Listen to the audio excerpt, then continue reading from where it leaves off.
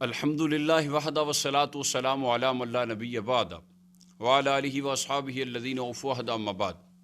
آج جو مسئلہ زیر بحث ہے وہ مسئلہ جناب سیدنا ابو بکر صدیق رضی اللہ تعالیٰ عنہ آپ کے جنازہ کا مسئلہ ہے کہ اہل سنت و جماعت کا یہ عقیدہ ہے کہ جب جناب صدیق اکبر کا وصال باکمال ہوا تو آپ کی میت کو روضہ رسول کے سامنے حجرہ سیدہ عائشہ صدیقہ رضی اللہ تعالیٰ عنہ کے سامنے رکھا گیا اور آپ کے لیے دروازہ کھلا اور اندر سے آواز آئی ادخل الحبیب الی الحبیب۔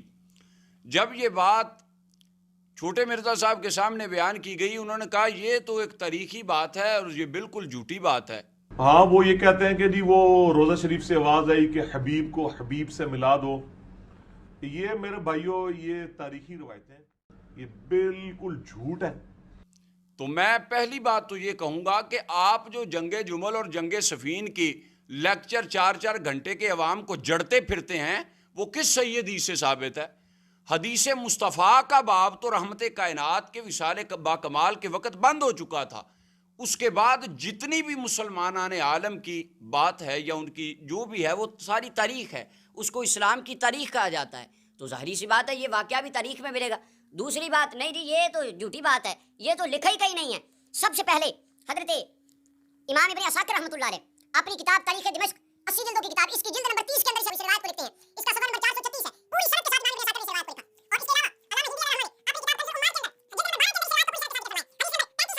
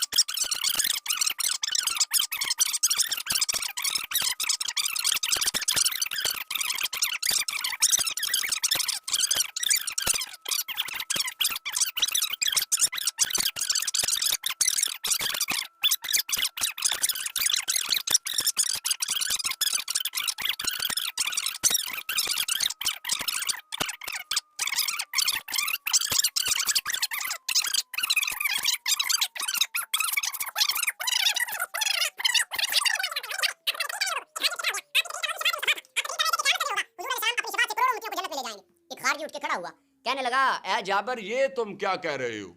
تم تو قرآن کے مخالف ہو۔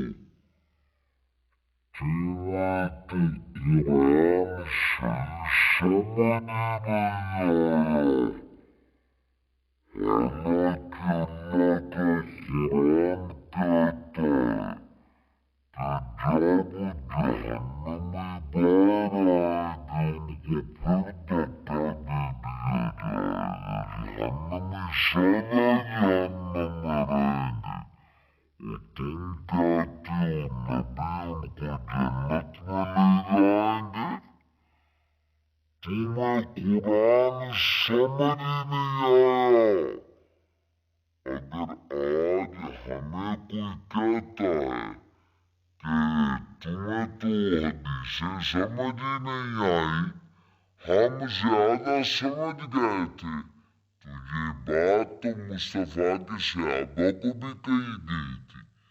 یہ تو جن کے سامنے اللہ کا قرآن اترا، جنہوں نے ساری زندگی حضور کی صحبت میں گزاری، انہیں بھی انہوں نے کہہ دیا نہیں قرآن تمہیں سمجھ نہیں آیا، آج ہمیں صحیح سمجھ آ گیا۔ 1400 نبی اکرم صلی اللہ علیہ وسلم نے ارشاد فرمایا یہ قیامت کی نشانی ہے، بعد میں آنے والے جوان یہ پہلی امتوں کے سلف و صالحین کو لعنت کریں گے۔ آج 14ویں صدی کا وہ بندہ جس کو گھر میں کوئی دوسری بار کھانا نہیں دیتا وہ لعنتی اٹھ کے داتا علی حجویری کو باتیں کرتا ہے، خواجہ اجمیری پر لعن کرتا ہے، ان کے قدموں سے لگنے والی خاک کے برابر بھی تمہاری نسلوں کی اوقات نہیں ہے۔ تمہیں کلمہ پڑھانے والے بر صغیر پاک و ہند میں یہ اللہ کے ولی تھے، اگر آج یہ اولیاء کرام اس پاک سرزمین کی دھرتی پہ نہ آتے تو تم بھی آج گائے کا پیشاب پی رہے ہوتے، تمہاری مائیں بہنیں بھی ہیرا منڈی میں بک رہی ہوتی، آج تمہاری نسلوں کو، تمہارے آباء و اجداد کو کلمہ پڑھانے والے یہ اولیاء کاملین تھے جن کا عقیدہ اہل سنت و جماعت پہ پایا جاتا ہے۔ اور یہ بات کہنا نہیں جی ہم نہیں مانتے کسی کو، تو یہ بات تو مصطفیٰ کے صحابہ کو بھی انہوں نے کہہ دی تھی ہم نہیں مانتے۔ حضرت علی المرتضیٰ خطبہ دے رہے تھے، خارجی اٹھ کے کہنے لگا یا علی اشرکت باللہ، تو مشرک ہو گیا ہے۔ آج ہم داتا علی حجویری کے غلام ہیں، ہم رحمت کائنات کو پکارتے ہیں، الصلاۃ والسلام علیک یا رسول اللہ کی صدائیں دیتے ہیں، ہم یا رسول اللہ پکارنے والے ہیں۔ ہمیں کہا جاتا ہے نہیں نہیں تم تو مشرک ہو، ہم کہتے ہیں تمہارے فتوے ہمارے سینے پہ، یہ فتویٰ ہمارے پیر علی پہ بھی تمہارے بڑوں نے لگایا تھا۔ نبی یہ بات تو صحابہ کو بھی کہی گئی، ہم نہیں مانتے، لیکن صحابہ کرام نے ہمیں عقیدہ کیا دیا؟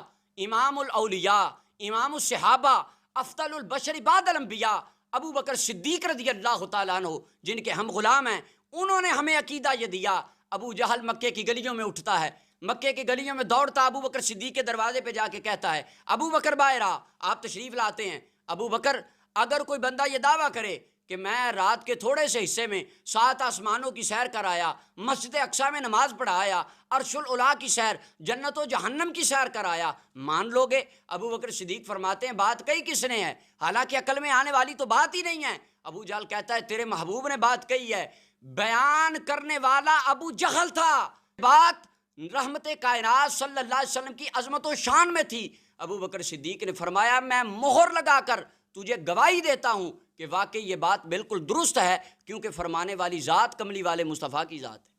یہ شان اور عظمت اس سے آقا کریم علیہ السلام کی ظاہر ہوتی ہے۔ یہ عقیدہ ہمیں ابو بکر صدیق رضی اللہ تعالیٰ عنہ نے عطا فرمایا۔